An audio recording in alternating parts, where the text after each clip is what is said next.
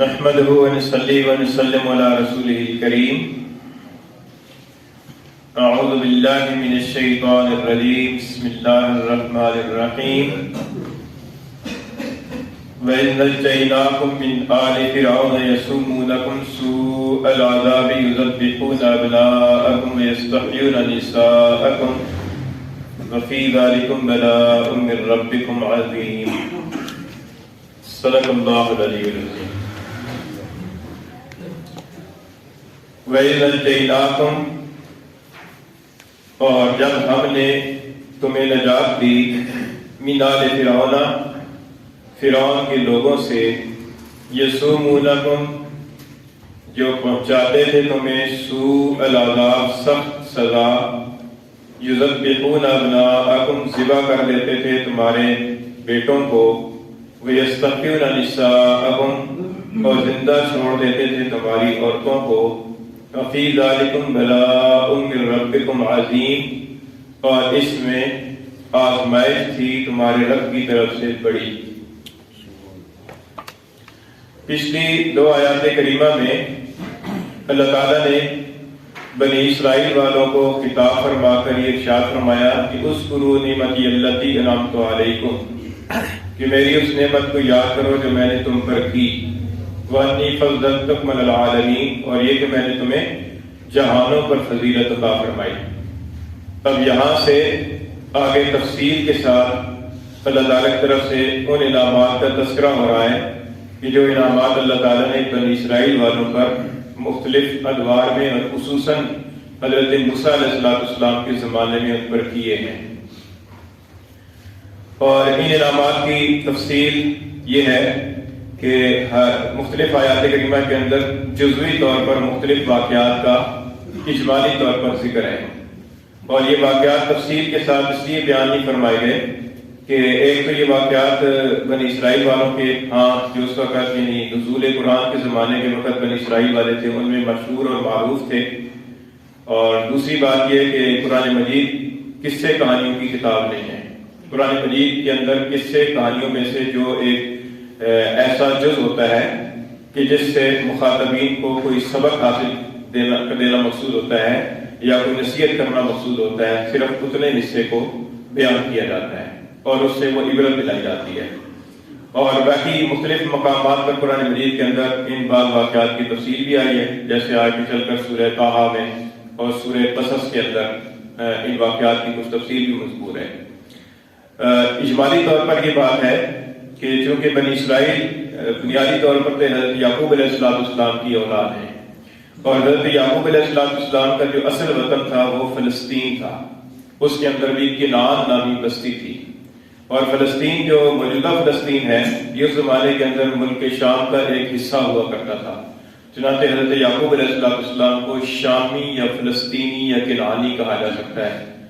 تو حضرت یوسف علیہ السلام جب بچے تھے تو ان کو ان کے بھائیوں نے لے جا کر کنویں میں ڈال دیا تھا، اور وہ ایک لمبا قصہ ہے، انشاءاللہ سورہ یوسف کے اندر اس کی تفصیل آئے گی.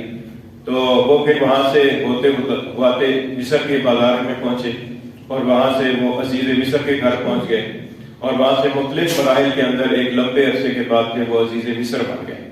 تو جب عزیز مصر بنے تو پھر آپ نے اپنے والدین کو اور اپنے بھائیوں کو مصر کروا لیا. تو اس کے بعد سے وہ بنی اسرائیل والے یعنی حضرت یعقوب علیہ السلام کی آل اولاد جو ہے وہ مصر ہی کے اندر ٹھہر گئے، اور پھر مصر کے اندر اصل وطن تو فلسطین تھا، لیکن فلسطین سے مصر منتقل ہو گئے. پھر مصر کے اندر وہ صدیوں تک رہے. بعض مورخین نے لکھا ہے کہ 400 سال تک رہے، اور اس زمانے کے اندر ظاہر ہے کہ حضرت یوسف علیہ السلام کا تو کچھ عرصے بعد انتقال ہو گیا تھا. پھر مختلف اس کے اندر جو مصر کے بادشاہ تھے مختلف ادوار کے اندر مختلف بادشاہ آتے رہے، اور رفتہ رفتہ ہوا یہ کہ جو مصر کے جو اصل باشندے تھے انہوں نے یہ سوچا کہ یہ بنی اسرائیل والے یہ تو باہر سے آئے ہوئے ہیں، یہ تو خارجی لوگ ہیں، تو ان کی پر انہوں نے مختلف طرح سے ظلم و ستم کرنا شروع کر دیا. ان سے بیگارے لیتے تھے اور ان سے ظلم کا نشانہ بناتے تھے وغیرہ وغیرہ. تو چلتے چلاتے پھر یہ حضرت موسیٰ علیہ السلام کا زمانہ آیا. حضرت موسیٰ علیہ السلام کی ولادت سے کئی سال پہلے اس ملک کے اندر فرعون نامی ایک بادشاہ ہوا. اس کا نام تو اصل رامسیس ہے، قرآن مجید کے اندر فرعون کا لفظ آیا ہے. رامسیس اس کا نام تھا، اور رامسیس نام کے بھی 2 بادشاہ گزرے ہیں، اور یہ غالباً رامسیس ثانی تھا. تو اس کا لقب جو ہے نا وہ فرعون تھا. یہ ایسی ہے کہ جیسے ہمارے یہاں کوئی وزیر اعظم ہوتا ہے تو اسے کہا تو وزیر اعظم ہی جاتا ہے، لیکن نام اس کا مختلف ہوتا ہے. کسی کا کوئی نام ہوتا ہے، کسی کا کوئی نام ہوتا ہے. عہدے کا نام وزیر اعظم ہے. اس زمانے کے اندر مصر کے جو بادشاہ ہوتے تھے ان کا شاہی لقب فرعون ہوتا تھا. نام ان کے اپنے اپنے ہوتے تھے، جو بھی نام ہوتا تھا، لیکن ان کا جو شاہی لقب ہوتا تھا، عہدے کا لقب، وہ فرعون ہوتا تھا.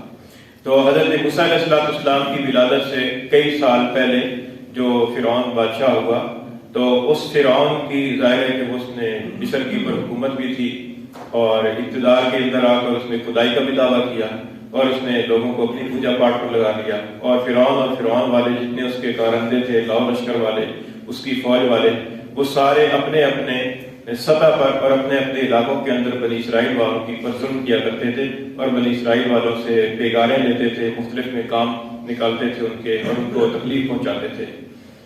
تو پھر ہوا یہ کہ اسی زمانے کے اندر فرعون نے ایک خواب دیکھا، اور خواب یہ دیکھا کہ بیت المقدس سے ایک آگ اٹھی ہے، اور اس آگ نے پورے مصر کا احاطہ کر لیا ہے، اور اس آگ نے سارے قبطیوں کو جو فرعونی تھے ان ساروں کو ہلاک کر دیا ہے، اور بنی اسرائیل والوں میں سے کسی شخص کو کچھ نہیں کہا. تو فرعون جب بیدار ہوا تو اسے اس خواب کی وجہ سے بڑا ہول اٹھا. تو اس نے نجومیوں سے اور کاہنوں سے اس کی تعبیر پوچھی. تو نجومیہ کاہنوں نے پیش گوئی کی کہ ان قریب بنی اسرائیل کے اندر ایک لڑکا پیدا ہوگا جس کی ہاتھوں سے تیری سلطنت تباہ ہو جائے گی. یہ انہوں نے تعبیر دی. تو فرعون نے اس کی تدبیر سوچی کہ اس کی تدبیر کیا کرنی چاہیے. تو تدبیر مشورے سے یہ سمجھ میں آئی کہ بنی اسرائیل والوں کے ہاں جو بچہ بھی پیدا ہو اس بچے کو قتل کر دیا جائے، تاکہ نہ وہ بچہ بڑا ہوگا اور نہ وہ سلطنت کے لیے خطرہ بنے گا. اور چونکہ بچیوں کے لیے کوئی خطرہ نہیں ہے، اور بچیوں سے خدمت بھی ہم نے لینی ہے، کام بھی لینے ہیں، اس لیے بچیوں کو جس کے ہاں بچی پیدا ہو اسے چھوڑ دیا جائے، اور جو بچہ پیدا ہو اسے پیدا ہوتے ہی قتل کر دیا جائے. خدا کی شان یہ کہ اسی زمانے کے اندر حضرت موسیٰ علیہ السلام کی ولادت ہوئی، اور مہیر العقول طریقے سے حضرت موسیٰ علیہ السلام کو فرعون کے محل میں پہنچایا گیا، اور فرعون کے ہاتھوں میں پلوایا گیا، اور وہی موسیٰ علیہ السلام بڑے ہو کر انہوں نے فرعون کی سلطنت کا خاتمہ کیا. یہ آگے انشاءاللہ تفصیل کے ساتھ آئے گا. تو یہاں پر اللہ تعالیٰ نے وہ جو نعمت تھی نا، جو آزادی کی نعمت، کیونکہ صدیوں سے غلام تھے، تو حضرت موسیٰ علیہ السلام کی رہبری کے اندر اور قیادت کے اندر بنی اسرائیل والوں کو اللہ تعالیٰ نے فرعون کی غلامی سے نجات عطا فرمائی اور فرعون کے مظالم سے نجات عطا فرمائی. تو چونکہ یہ آزادی بہت بڑی نعمت ہے، تو اس آزادی کی نعمت کا اللہ تعالیٰ نے یہاں پر ذکر فرمایا کہ وَإِذْ نَجَّيْنَاکُم مِّنْ آلِ فِرْعَوْنَ، کہ جب ہم نے تمہیں نجات دی فرعون کے لوگوں سے. یہ جو نجّیناکم لفظ ہے یہ تنجیہ سے نکلا ہے، اور تنجیہ کا معنی ہوتا ہے کہ تدریجاً آزادی دینا، تدریجاً جو ہے نا اس کے ظلم کے پنجے سے نکلنا. تو چونکہ بنی اسرائیل والے اکثر و بیشتر تو بنی اسرائیل والے حضرت موسیٰ علیہ السلام کی قیادت کے اندر وہاں سے نکلے، لیکن اس سے پہلے بھی مختلف جماعتوں کے اندر بنی اسرائیل والے مصر سے دوسری جگہ منتقل ہوتے ہیں. ظاہر ہے مظالم سے لوگ تنگ آتے ہیں تو تنگ آ کر وہ چلے بھی جاتے ہیں، اور اگر وہ ہو جائے آزادی ہو جائے تو آزادی کے اندر ظاہر ہے کہ ساری اتنی لاکھوں کی جو آبادی ہے وہ ایک دم سے نہیں نکلا کرتی، اس کے اندر وقت لگتا ہے. اس کی مثال ہمارے ہاں یہ ہے کہ جیسے پاکستان بنا ہے تو پاکستان بننے کے بعد پھر کتنے عرصے تک جو ہے نا مہاجرین انڈیا سے پاکستان اور پاکستان سے انڈیا جاتے رہے. تو ایک وقت کے اندر یا ایک دن میں نہیں ہوا بلکہ کئی مراحل کے اندر یہ ہوا. تو اس لیے نجّیناکم کے اندر اس مراحل کے ساتھ النجات کی طرف بھی اشارہ ہے. یہ جو لفظ ہے نجّیناکم اس کے اندر یہ مفہوم شامل ہے. من آل فرعون، آل جو ہے نا اس میں فرعون کے گھر والے اور فرعون کے لاؤ لشکر اور فرعون کے جتنے بھی کارندے ہیں جس سطح کی پر اس کے ملازمین تھے وہ سارے اس کے اندر شامل ہیں. من آل فرعون، فرعون والوں سے، فرعون کے لوگوں سے. یسومونکم، یسومونکم اس کا مطلب ہے کہ عذاب چکھانا، تکلیف پہنچانا، اور ایسی تکلیف پہنچانا کہ جس کے اندر ذلت و خواری بھی ہو، یعنی تکلیف بھی دینا اور ذلیل و خوار بھی ہونا. جسمانی طور پر بھی ٹارچر کرنا اور ذہنی طور پر بھی عزت نفس کو بھی مجروح کرنا، یہ دونوں مفہوم اس کے اندر شامل ہیں۔ سوء العذاب، برا عذاب، یعنی ایک تو وہ بچوں کو ذبح کرتے تھے اور ان سے بگارے لیتے تھے، اور دوسرے ان کو ذلیل و خوار بھی کرتے تھے، ان کی تذلیل کا بھی نشانہ بناتے تھے۔ سوء العذاب، برا عذاب، یذبحون ابناءکم، ذبح کر دیتے تھے تمہارے بیٹوں کو۔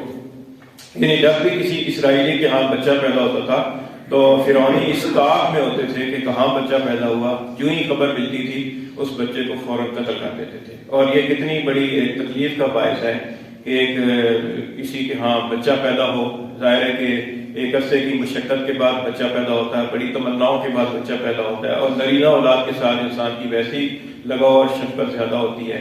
تو کسی کے ہاں نرینہ اولاد پیدا ہو اور بچہ پیدا ہو اور اس کے بچے کو بلا کسی وجہ کے بغیر کسی قصور کے قتل کر دیا جائے۔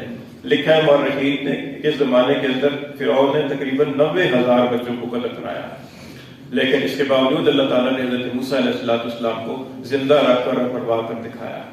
تو فرمایا کہ وہ بیٹوں کو ذبح کر دیتے تھے، وَيَسْتَحْيُونَ نِسَاءَكُمْ، اور تمہاری عورتوں کو زندہ چھوڑ دیتے تھے۔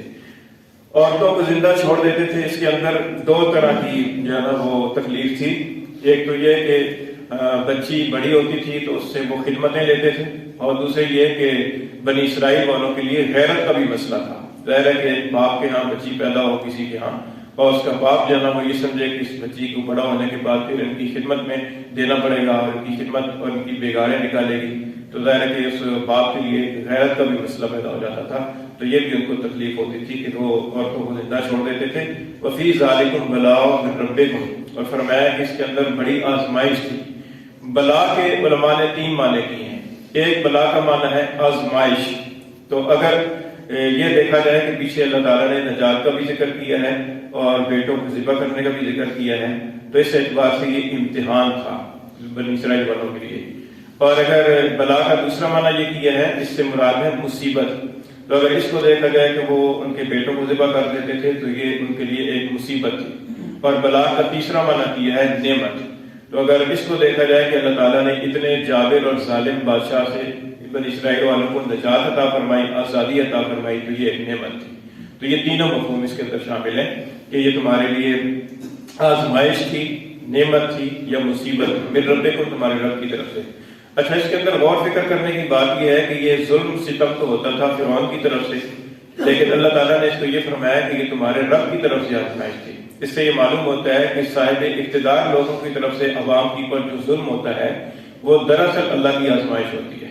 ہوتا تو وہ اقتدار والوں کی طرف سے ہے، ہوتا تو وہ حکومت والوں کی طرف سے ہے، لیکن اس کے اندر دراصل جو ہے انسان کے اپنے اعمال کا، اپنی بدعمالیوں کا قصور ہوتا ہے، اور اللہ تعالیٰ کی طرف سے بادشاہ کو یا صاحب اقتدار کو وسیلہ بنایا جاتا ہے ان کو مارنے پٹوانے کا۔